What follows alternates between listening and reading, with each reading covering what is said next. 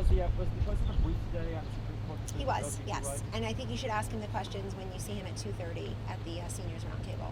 I did just comment on that a little bit, but let him do it. And Kaylee's having a press briefing momentarily. Will the president be signing an executive order on police work tomorrow? And Certainly working on that. I've been working on that round the clock, and it includes a number of principles that are important to, I think, the communities and to the police force. I mean, this president has made clear we have to more generously resource and deeply respect our law enforcement, and he's made good on that. But at the same time, you have to make sure our communities and neighborhoods that they are charged to protect feel safe and feel included. I believe in justice and liberty for all. is it coming tomorrow? And Well, I'll let him talk about the timing. I don't think the timing matters as much as the content. So.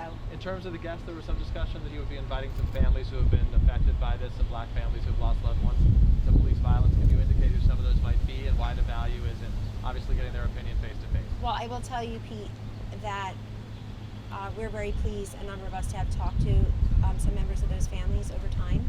And more recently, I was just very struck by watching the widow of Rayshard Brooks in Atlanta a couple of hours ago. Thank you all for covering it, those of you who have TV outlets. And I appreciate everything that she said, and I'm sorry there's another family that's so grief-stricken today, and really appreciate her saying, please keep the protests peaceful. That's important as well. So God bless that family. Involved in the coronavirus response and task force meetings. How do you feel about the measures the campaign is taking to support the rally? So I saw the campaign tweeted out today. They've got about 1 million RSVPs. That's quite extraordinary. I know Wildwood had been the record before that, 100 and some thousand, so it's pretty extraordinary.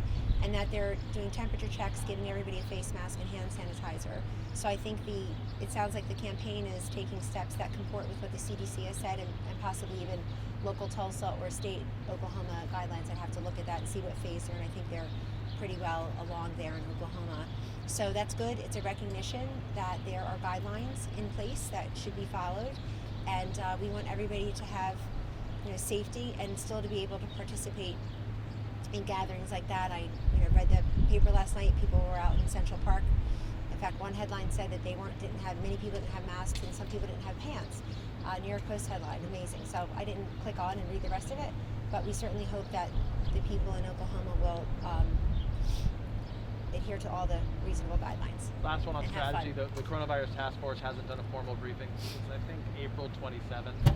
Would there be value, and when should we expect to see them again, given the fact that 22 states have now seen a spike in their cases? Sure. So we meet regularly, though. I think we had 2 meetings last week, if I recall. But for in terms of the public consumption. Correct. But you have access to them. I see Dr. Fauci's interviewed still, at a pretty quick clip, still regularly, and others are asked these questions and answering them.